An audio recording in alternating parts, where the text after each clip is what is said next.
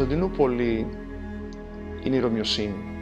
Η Κωνσταντινούπολη είναι οι ρίζες μας. Η Κωνσταντινούπολη είναι η πνευματική κυβωτός μας. Είναι η μήτρα του γένους. Culture, history and timelessness. Because we have Byzance, Constantinople and Istanbul. There are three big cultures together. Ya benim için arkadaşlar sanat, estetik, güzellik. Yani ότι το μέλλον της πόλεως αυτής, όπως και όλου του κόσμου, ανήκει στο Θεό, βρίσκεται στα χέρια του Θεού.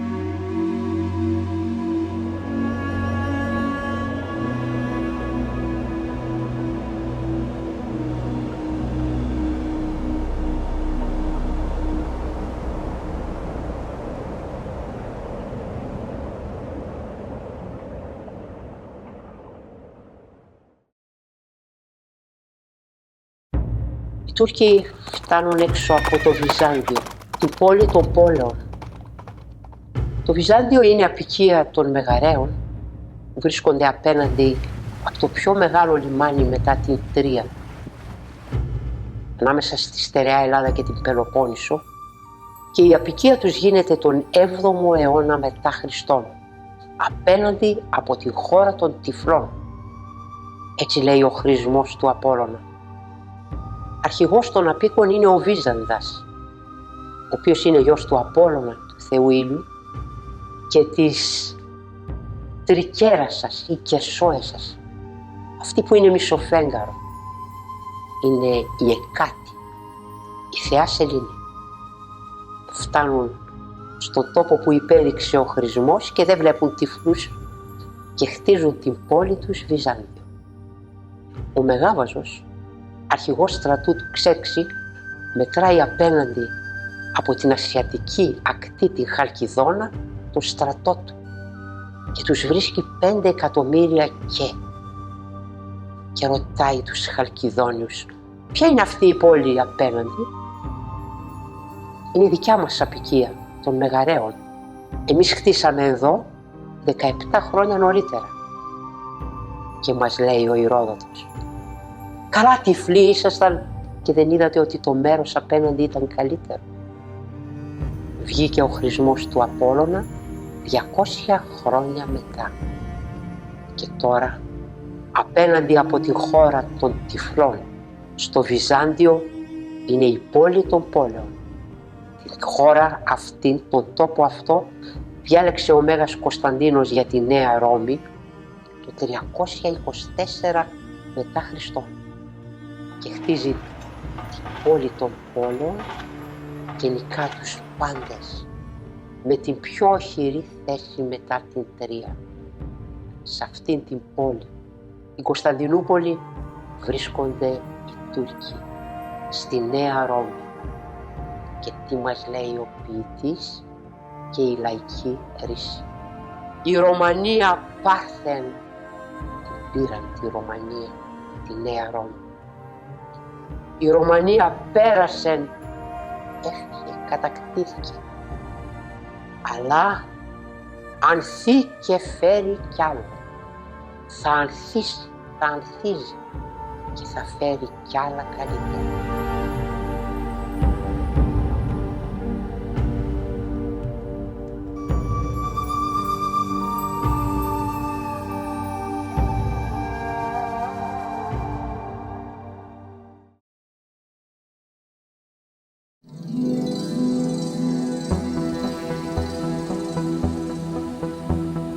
Ήταν η τελευταία αυγή της πόλης.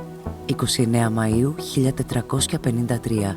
Η Κωνσταντινούπολη δεν κοιμήθηκε εκείνο το βράδυ. Πίσω από τα σκισμένα της τείχη, άνθρωποι ξαγρυπνούσαν με τα μάτια στραμμένα στον ουρανό. Μητέρες σφιχταγκάλιαζαν τα παιδιά τους. Μοναχοί προσεύχονταν. Στρατιώτες έδιναν τη ζώνη τους για την ίστατη μάχη. Όλοι γνώριζαν. Το τέλος πλησίαζε. Ο νέος Σουλτάνος, Μωάμεθ ο δεύτερος, είχε περικυκλώσει την πόλη με ένα στρατό χιλιάδων. η πολιορκία διαρκούσε ήδη πάνω από 50 ημέρες. Κάθε νύχτα τα κανόνια βροντούσαν. Κάθε αυγή τα τείχη γκρεμίζονταν λίγο περισσότερο. Ο ήχος του μετάλλου και της πέτρας σκέπαζε τις προσευχές.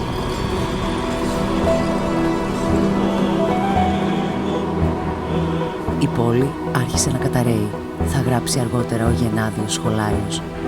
Η Δύση δεν ήρθε ποτέ και ο πόνος της ανημποριάς απλώθηκε σε κάθε γωνιά της. Ο αυτοκράτορας Κωνσταντίνος Παλαιολόγος δεν εγκατέλειψε. Το βράδυ πριν την άλωση πήγε στην Αγία Σοφιά. Εκεί γονάτισε με το λαό του. Ήταν η τελευταία Θεία Λειτουργία. Η τελευταία φορά που ο Σταυρός έλαμψε στην καρδιά της πόλης. Ζήτησε συγχώρεση. Δεν ήταν πια αυτοκράτορας. Ήταν ένας από τους πολλούς. Ένας άντρας που θα πέθαινε με τιμή. Ξημέρωνε. Ο ουρανός ακόμα σκούρος όταν οι Οθωμανοί εξαπέλυσαν την τελική επίθεση.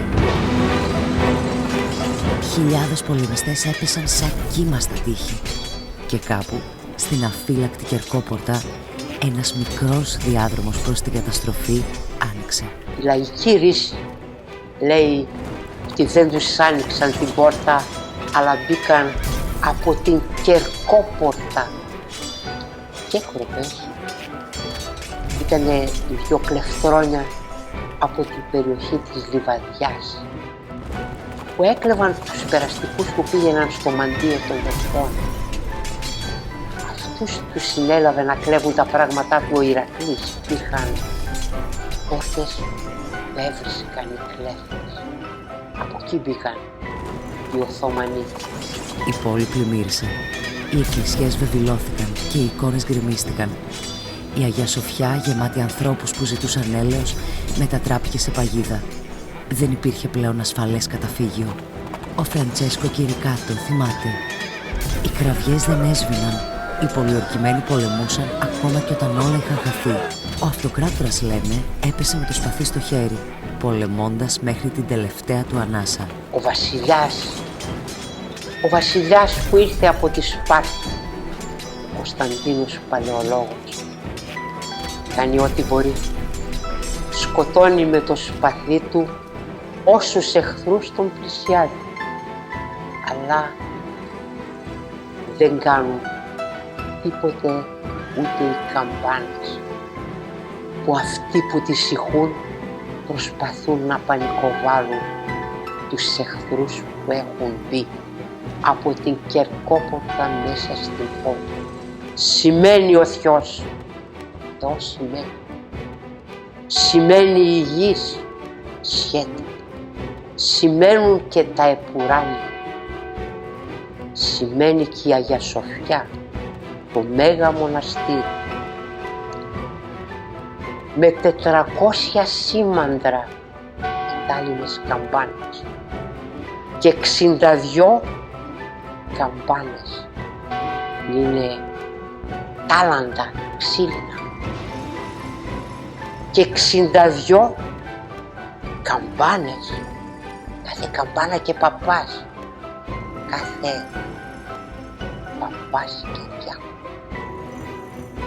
44.000 πιστοί χωρούν μέσα στην Αγία Σοφιά και εκεί πέφτει και ο αυτοκράτορας. Το κεφάλι του το βρήκαν λιωμένο, τον αναγνώρισαν από τον δικέφαλο αητό που έχει ένα σώμα και δύο κεφάλια. Το ένα βλέπει στη Δύση και το άλλο στην Ανατολή. Εκεί είναι ο βασιλιάς. Εκεί θαύτηκε ο βασιλιάς. Μαρμάρωσε. Και πάλι μια μέρα θα είναι κοντά μας. Θα ανοίξει την κανονική πόρτα της Αγίας Σοφιάς και πάλι δικιά μας θα είναι. Μηδένα αποκαλείς ευτυχή πριν το τέλος. Το τέλος είχε έρθει για μια αυτοκρατορία που κάποτε φώτιζε τον κόσμο. Η άλωση δεν ήταν απλώς μια στρατιωτική νίκη. Ήταν η κατάρρευση ενός πολιτισμού. Η σιωπή μετά τη βροντή. Η απώλεια μετά τη δόξα. Κι όμως, ακόμα και στα ερείπια, κάτι έμεινε ζωντανό. Γιατί η ιστορία δεν τελειώνει ποτέ, μόνο αλλάζει χέρια. Και η Κωνσταντινούπολη ποτέ δεν έπαψε να είναι σύμβολο πολιτισμού.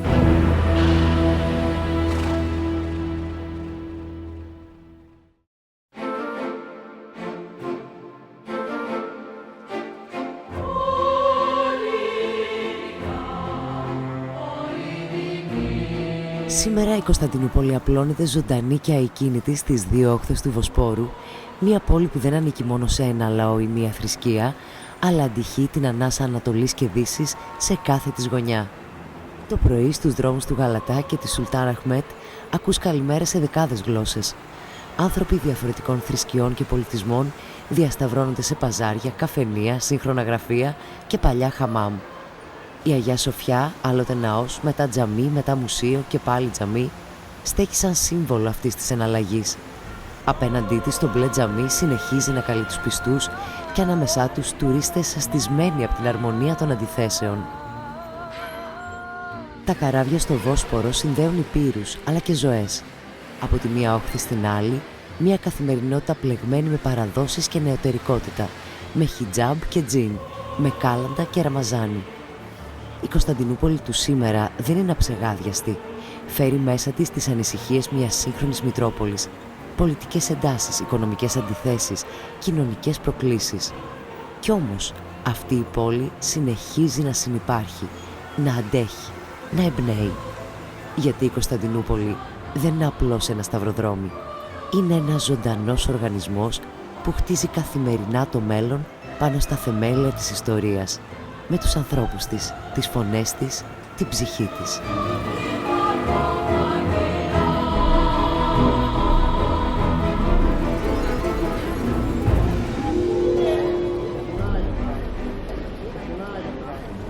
Σε μια πόλη που γεννήθηκε για να ενώνει, ζουν και εργάζονται δύο Έλληνες που κάνουν ακριβώς αυτό, ενώνουν. Ο Βενιζέλος Γαβριλάκης και η Βάγια Καραγιάννη, συντηρητές έργων τέχνης, άφησαν την Ελλάδα πίσω τους για να ριζώσουν στην Κωνσταντινούπολη. Όχι απλώς ως τεχνίτες, αλλά ως γέφυρες ανάμεσα σε δύο πολιτισμούς.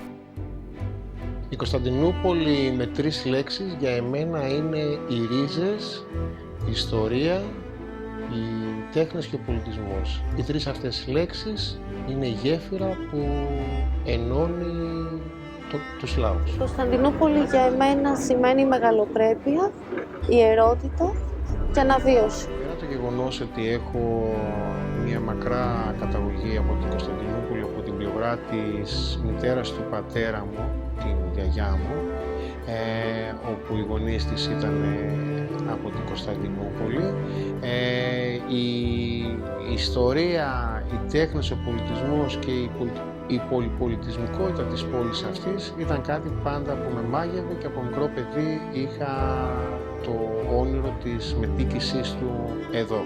Η Κωνσταντινούπολη, όπως τη θέα της, έτσι και στον τρόπο ζωής της, είναι γεμάτη αντιθέσεις. Από τη μία ως γιγάντια Μητρόπολη του κόσμου, έχει απίστευτα γρήγορους ρυθμούς και τεράστιες αποστάσεις.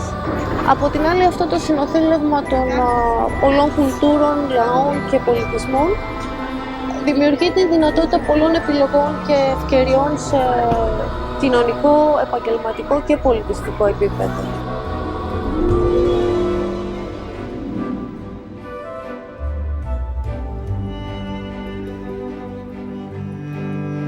Το στούντιό τους, με το συμβολικό όνομα Βένις, είναι ένα εργαστήριο όπου το παλιό βρίσκει νέα ζωή. Κάθε εικόνα, κάθε παλαίωση, κάθε αποκατάσταση κρύβει μέσα της ιστορίες αιώνων και κάθε έργο τέχνης που περνά από τα χέρια τους γίνεται μια νέα πράξη διαλόγου ανάμεσα σε Ανατολή και Δύση. Δεν εργάζονται μόνο με Έλληνες ή μόνο με Τούρκους, συνεργάζονται με ανθρώπους, με καλλιτέχνες, συλλέκτες, θεσμούς, φίλους. Το Venice Studios είναι ένας καρπός σύμπραξης ανάμεσα στο σύζυγό μου και εμένα. Ξεκινήσαμε πριν από πολλά χρόνια. Το Venice Studio ως απότερο σκοπό έχει την διάσωση της ιστορικής πολιτιστικής κληρονομιάς. Δίπλα τους προσωπικότητες με ιδιαίτερο αποτύπωμα στην πόλη. Ο Λάκης Βίγκας, αρχοντόπουλο του Πατριαρχείου και φίλος ψυχής.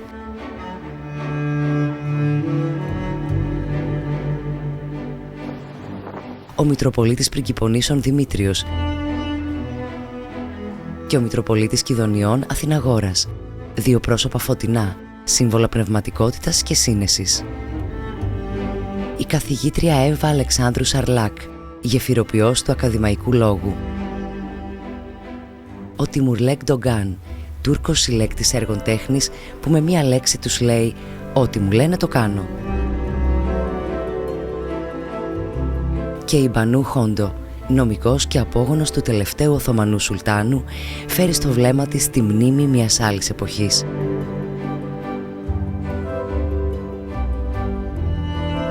Όλοι αυτοί, Έλληνες και Τούρκοι, τεχνίτες και θεολόγοι, συλλέκτες και πνευματικοί άνθρωποι, πλέκουν μαζί ένα δίκτυο δημιουργίας, εμπιστοσύνης και ελπίδας. Στο εργαστήριο του Venice Studio, η Κωνσταντινούπολη δεν είναι παρελθόν. Είναι παρόν ζωντανό. Είναι συνομιλία. Και εκεί, μέσα στη σκόνη της τέχνης και της σιωπής της λεπτομέρειας, οι δυο τους αποδεικνύουν καθημερινά πως η αληθινή συντήρηση δεν αφορά μόνο εικόνες, αλλά και σχέσεις. Δεν αφορά μόνο αντικείμενα, αλλά και συναισθήματα.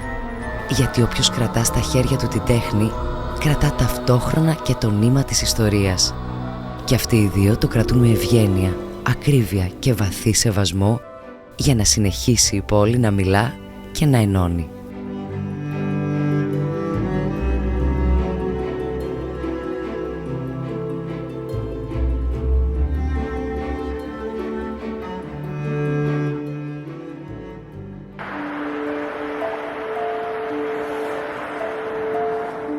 Για να γνωρίσουμε την Κωνσταντινούπολη βαθύτερα, δεν θα μπορούσαμε να ξεκινήσουμε αλλού παρά από τον Λάκη Βίγκα, μεγάλος χαρτοφύλακας του Οικουμενικού Πατριαρχείου, πρόεδρος των εφοροεπιτροπών της Ρωμαϊκής κοινότητας και μία από τις σημαντικότερες προσωπικότητες του σύγχρονου ελληνισμού της πόλης.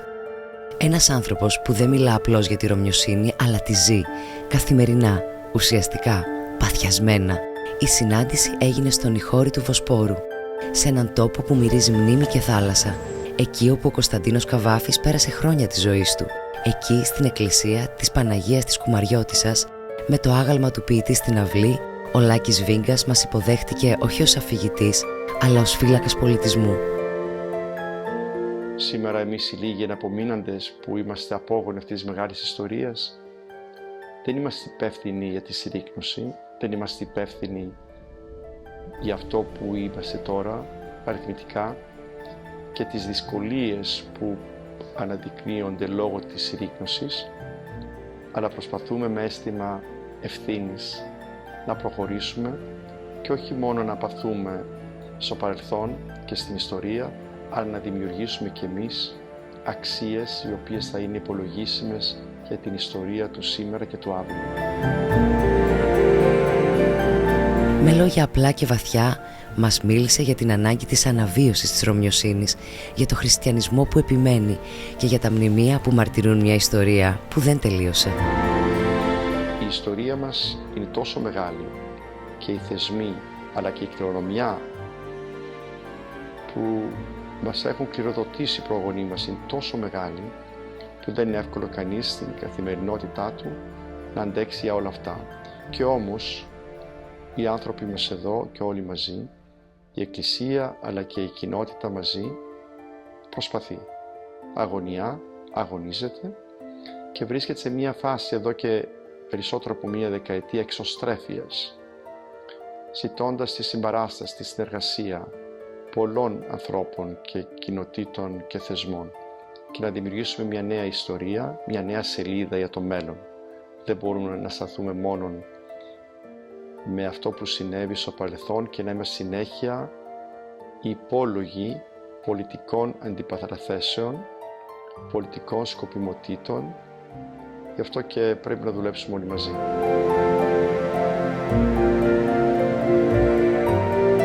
Ανάμεσα σε εικόνες, μαρμάρινα ερείπια και την ευωδιά του θυμιάματος, ξεδιπλώθηκε ένας κόσμος που δεν ξεχάστηκε και συνεχίζει να ανασένει μέσα από τους ανθρώπους του.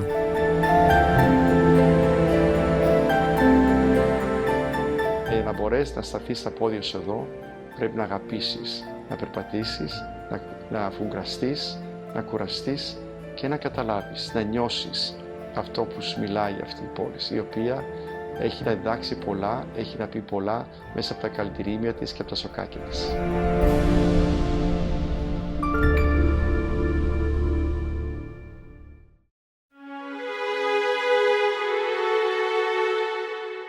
Αφήνοντας πίσω μας τα νερά του Βοσπόρου, πήραμε το καραβάκι για τα Πριγκιπονήσια.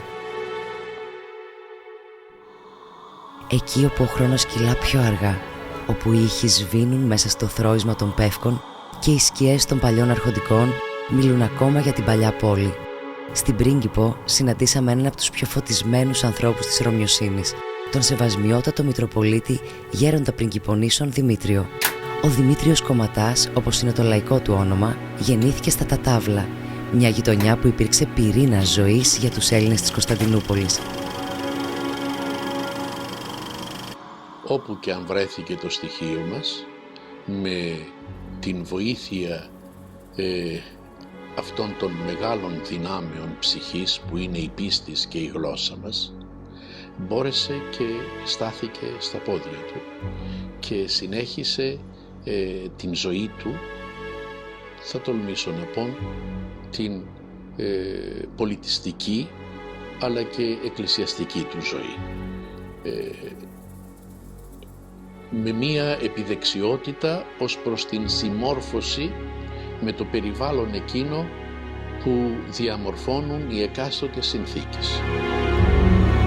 Είναι ένας από τους 4 γέροντες ιεράρχες του Οικουμενικού Πατριαρχείου και φέρει μέσα του τη Γαλήνη και τη Σοφία μιας διαδρομής βαθιά πνευματικής.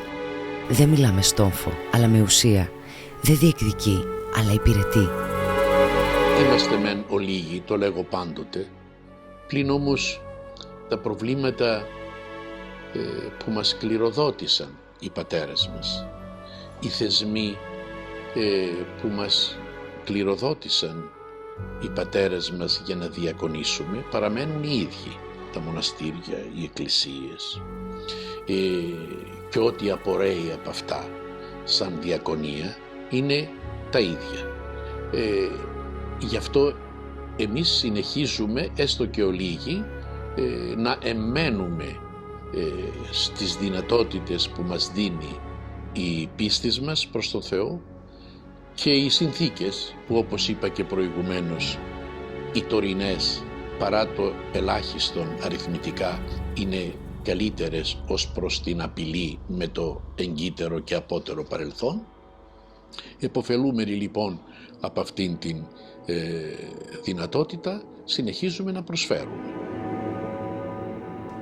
Η συνάντησή μας έγινε στον Ιερό Μητροπολιτικό Ναό της Παναγίας της Ελεούσας, εκεί όπου ο χώρος αγκαλιάζει την προσευχή με την ίδια στοργή που η εικόνα αγκαλιάζει τον πιστό. Ο Σεβασμιότατος μας μίλησε για μια ιδιαίτερη συνεργασία που τον συνδέει με το Βενιζέλο Γαβριλάκη και τη Βάγια Καραγιάννη.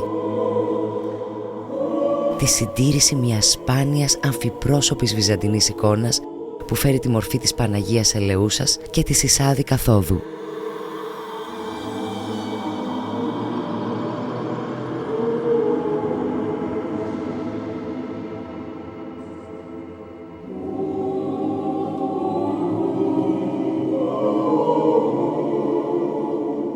Ένα έργο του 14ου με 16ου αιώνα, ένας θησαυρός πίστης και τέχνης που ενώνει εποχές, ανθρώπους και καρδιές.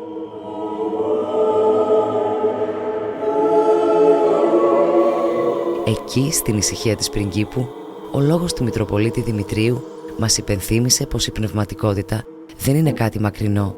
Είναι πράξη αγάπης, είναι έργο, είναι παρουσία. Όλα συνέχισαν να λάμπουν, όπως γνωρίζετε, μέχρι τις αρχές του 20ου αιώνα.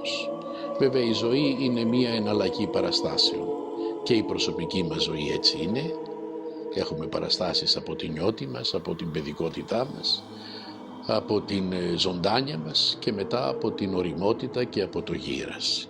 Και υπάρχει ένα τέλος. Διάφορες παραστάσεις. Έτσι είναι και τα του κόσμου πράγματα. Οι παραστάσεις άλλαξαν μετά την καταστροφή που επεφύλαξε ο Θεός το 1922.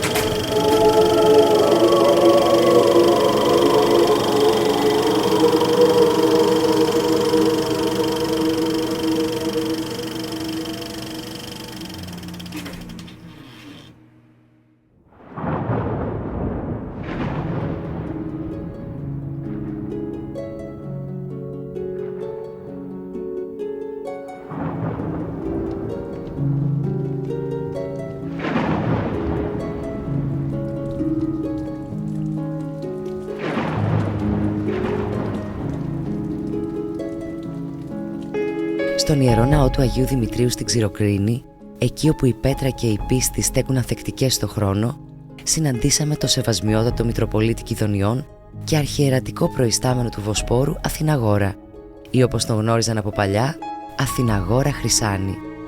Με ήρεμη φωνή και βαθύ βλέμμα μας μίλησε για το ρόλο του Πατριαρχείου σήμερα, για την πνευματικότητα της πόλης, αλλά και για το έργο που συντελείται στους ναούς της Ρωμιοσύνης. Το φανάρι ήταν και παραμένει το κέντρο όλων των Ορθοδόξων. Είναι το κέντρο της πίστεως, το ιερό μας κέντρο, όπως λέει ο Πατριάρχης μας. Παράλληλα, το φανάρι και μόνο από τον τίτλο του, από το όνομά του, δείχνει κάτι το οποίο φωτίζει, κάτι το οποίο είναι γεμάτο φως. Το φανάρι είναι ένα εργαλείο, θα έλεγα, στην καθημερινή ζωή των ανθρώπων για να κάνουν τη δουλειά τους. Είναι το φανάρι που κρατούσε ο Διογέννης στην αρχαία εποχή, αναζητώντας τον άνθρωπο με το αλφα κεφαλαίο. Ο Άγιος Δημήτριος της Ξηροκρίνης, όπου έγινε η συνέντευξη, δεν είναι για τον ίδιο απλώς ένας τόπος διακονίας. Είναι ένα σημείο αναφοράς, μια ζωντανή κυβωτός μνήμης και λατρείας. Εδώ στην πόλη όλα μας τα σχολεία είναι δίπλα ή απέναντι από την εκκλησία. Έχουν δηλαδή την ίδια αυλή. Συναυλίζονται οι δύο θεσμοί αυτοί. Το ίδιο πράγμα και στην Ελλάδα παλαιότερα. Θα θυμάστε στα χωριά ότι τα σχολεία ήταν στον ίδιο αυλόγυρο με την εκκλησία. Και είναι μία αλληλοπεριχώρηση των δύο σπουδαίων θεσμών. Και ανέκαθεν τα γράμματα και η παιδεία του γένους και τα σχολεία ήταν υπό την προστασία της εκκλησίας. Απόδειξη ότι όταν η μεγάλη του γένους σχολή ξεκίνησε τη δράση της, ξεκίνησε από αυτήν την αυλή που βρισκόμαστε σήμερα του Αγίου Δημητρίου Ξηροκρίνης. Αμέσως μετά την άλωση θέλησε το Πατριαρχείο να μην χαθεί η ελληνική παιδεία και η ελληνική γλώσσα από τη λαλιά των Ορθοδόξων χριστιανών της εποχής εκείνης. Είχαμε την ευκαιρία να δούμε από κοντά 3 σπουδαίες εικόνες που συντηρήθηκαν από το Βενιζέλο Γαβριλάκη και τη Βάγια Καραγιάννη. Μια σπάνια εικόνα του Αγίου Δημητρίου του 16ου αιώνα, όπου ο Άγιος απεικονίζεται ένθρονος με κόκκινο σταυρό, το σύμβολο του μαρτυρίου του. Την άκρα ταπείνωση του 19ου αιώνα, έργο που παρουσίαζε ακραία φθορά και αποκαταστάθηκε με ιδιαίτερη φροντίδα. Και ένα σπάνιο ιεροσολυμίτικο του 1861, χάρτης των Αγίων Τόπων, ζωγραφισμένο σε καμβά, που ήρθε ως δώρο από τον Πατριάρχη Ιεροσολύμων. 3 εικόνες μαρτυρίες που χάρη στη συντήρηση συνέχισαν να ψιθυρίζουν ιστορίες πίστης και τέχνης μέσα από τα βάθη των αιώνων.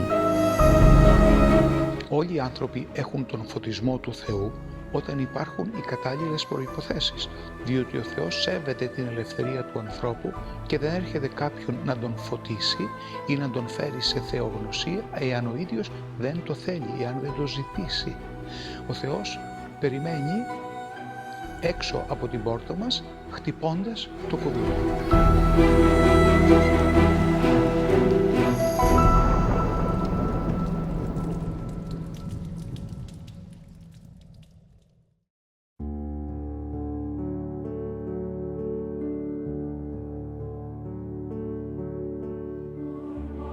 Στην Κωνσταντινούπολη υπάρχουν άνθρωποι που δεν απλώς θυμούνται την ιστορία, την προστατεύουν, την ερευνούν, την κάνουν ζωντανό κομμάτι του σήμερα. Μία από τις σημαντικότερες προσωπικότητες της ρωμαϊκής κοινότητας, η Δόκτωρ Εύα Αλεξάνδρα Σαρλάκ, είναι μία από αυτούς. Ιστορικός με ειδίκευση στη Βυζαντινή περίοδο, καθηγήτρια στο ΙΣΙΚ και ακούραστη εργάτρια της διάσωσης της πολιτιστικής κληρονομιάς, η Εύα δεν μιλά μόνο με έγγραφα και χρονολογίες, μιλά με ψυχή. The conservation of artworks that show us the path of our ancestors is a vital process for understanding and appreciating, of course, our history. It's a means through which we can connect with the traditions, thoughts, and lives of our ancestors, providing a window to the past that enriches our identity and culture. Furthermore, it strengthens the awareness of the timelessness and evolution of human thought and art, offering inspiration and lessons for future generations. Η συνέντευξη μαζί της έγινε στον κήπο του Ιερού Ναού Αγίου Παντελεήμονος στο Κουσκουντζούκι, ένα χώρο ήσυχο, σχεδόν μυστικό, όπου η πέτρα και η φύση συνυπάρχουν αρμονικά, όπως ακριβώς και η ιστορία με τη μνήμη. Μέσα σε αυτή την ατμόσφαιρα μας μίλησε για τις προκλήσεις της καταγραφής, της συντήρησης, της επιβίωσης μιας κληρονομιάς που συχνά κινδυνεύει να σβήσει. Κι όμως, χάρη σε ανθρώπους σαν και εκείνη, η μνήμη βρίσκει φωνή και η Κωνσταντινούπολη συνεχίζει να αφηγείται τον εαυτό της, όχι μόνο ως παρελθόν, αλλά και ως μέλλον. The preservation, of course, and conservation of such works are not merely a technical challenge, but also a moral obligation, recognizing the value of cultural capital and the need for a continuous connection with our past.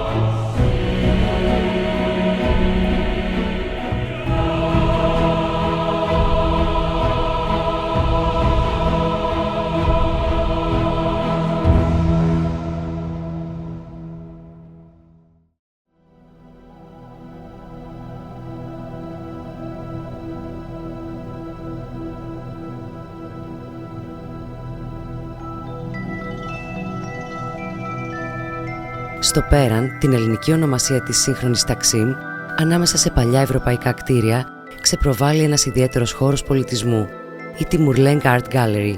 Εκεί μας υποδέχτηκε ο Timur-Lenk Dogan, συλλέκτης έργων τέχνης, λάτρης της ιστορίας και φιλότεχνος με ανοιχτή καρδιά. Με μια συλλογή που αριθμεί χιλιάδες έργα, από σπάνιους πίνακες μέχρι ονόματα όπως Ρενουάρ, ο Timur-Lenk δεν επενδύει απλώς στην τέχνη, επενδύει στους ανθρώπους της. Είναι πελάτης και σταθερός συνεργάτης του Βενιζέλου Γαβριλάκη και της Βάγιας Καραγιάννη, τους οποίους εκτιμά βαθιά, όχι μόνο για την τεχνική τους αρτιότητα, αλλά για το πάθος με το οποίο υπηρετούν το παρελθόν και το μέλλον της τέχνης. Yaklaşık arkadaşlar 40 senedir koleksiyoncuyum.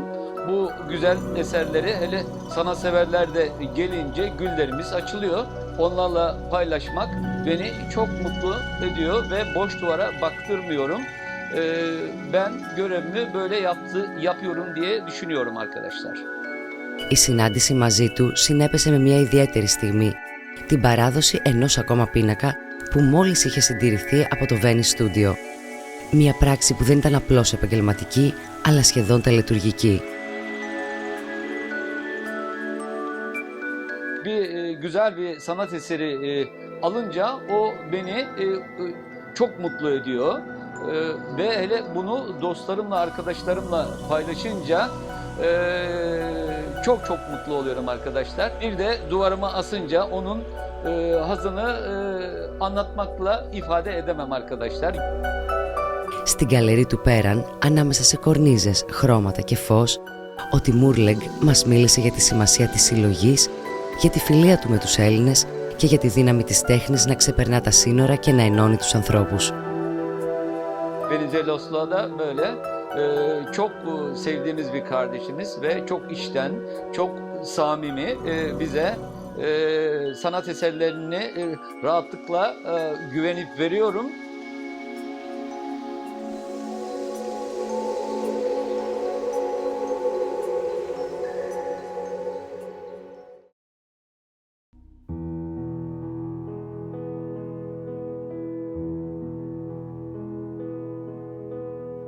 Η τελευταία μας στάση μας φέρνει στο Ορτάκιοι, εκεί όπου ο Βόσπορος χαμηλώνει το ρυθμό του και αφήνει τη μνήμη να αναδυθεί. Σε ένα παλιό αριστοκρατικό σπίτι γεμάτο αντίκες, πορσελάνες και έργα τέχνης, μας υποδέχεται η Μπάνου Χόντο, συλλέκτρια, νομικός και απόγονος της Οθωμανικής δυναστείας του Σουλτάνου Μεχμέτ Ρεσάντ.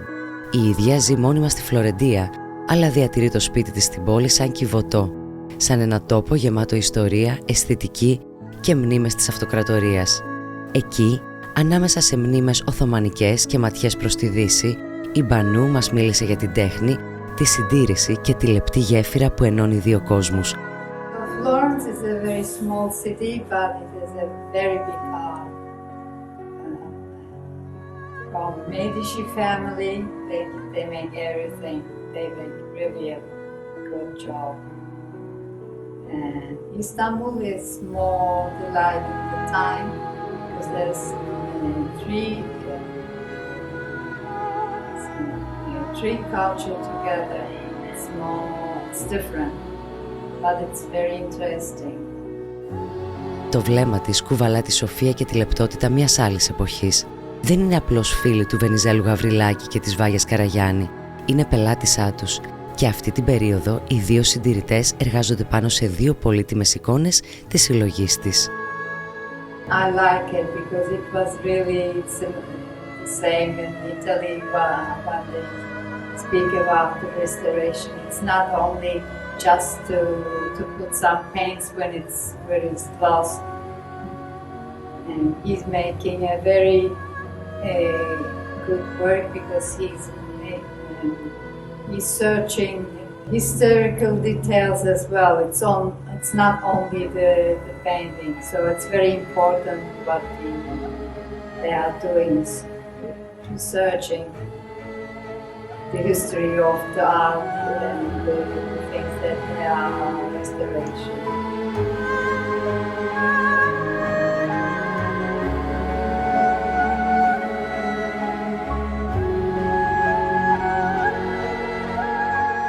They are the story of Istanbul. They are the icons from the history. It comes from the history. It's mixed of culture, Christian culture and Muslim culture. I like it.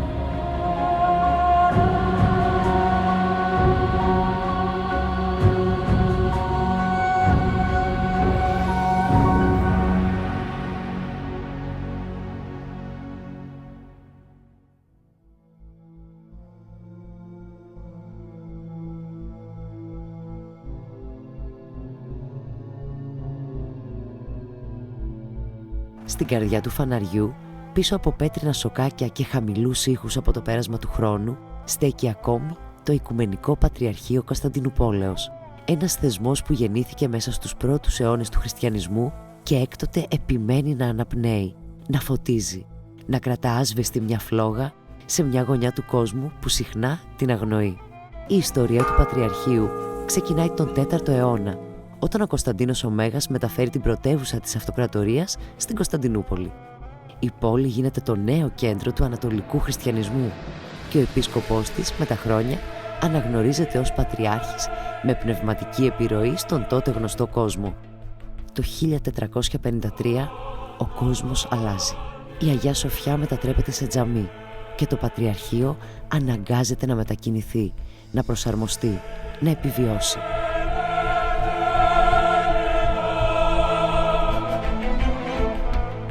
Τα σχολεία κλείνουν, οι ναοί σιωπούν κι όμως το Πατριαρχείο μένει, με σκυμμένο κεφάλι αλλά όρθια καρδιά. Σήμερα το Πατριαρχείο του Φαναριού λειτουργεί μέσα σε μια καθημερινότητα γεμάτη αντιφάσεις. Είναι ένας θεσμός αρχαίος, μέσα σε μια χώρα που άλλοτε τον ανέχεται και άλλοτε τον πιέζει. Δεν έχει νομική προσωπικότητα, δεν έχει την ελευθερία να ανοίξει τη θεολογική σχολή της Χάλκης, δεν μπορεί να εκλέξει ελεύθερα τους ιεράρχες του. Κι όμως, κάθε πρωί οι καμπάνες στον Άγιο Γεώργιο χτυπούν. Κάθε Κυριακή τελείται Θεία Λειτουργία.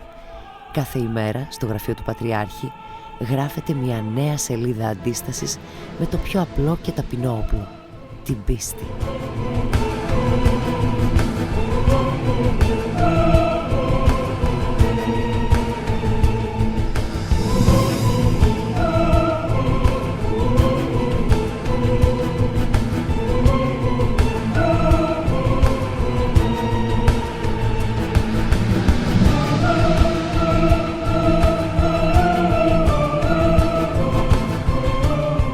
Μέσα από αιώνες κατακλυσμών στάθηκε και συνεχίζει να στέκεται, όχι για να θριαμβεύσει, αλλά για να μαρτυρεί, όχι για να επιβληθεί, αλλά για να κρατά ζωντανό το φως.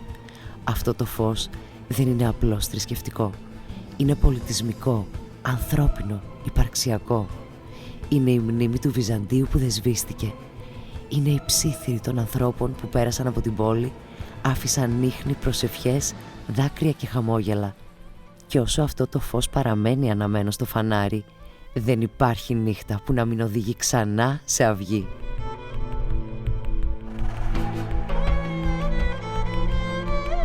Το που πηγάζει από το φανάρι είναι αυτό που φωτίζει τους ανθρώπους για το μέλλον. Η λέξη φανάρι δείχνει ότι υπάρχει φως. Το φως φωτίζει.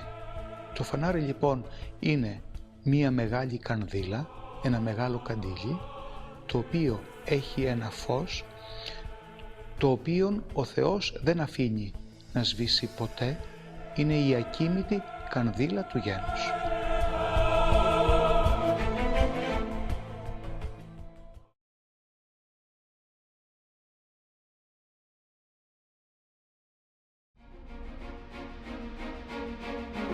Παιδί μου, θα έρθει καιρός που ο Θεός θα επιτρέψει γεγονότα μεγάλα για να ξυπνήσει ο κόσμος από τον πνευματικό του λίθαργο. Η Κωνσταντινούπολη δεν θα χαθεί.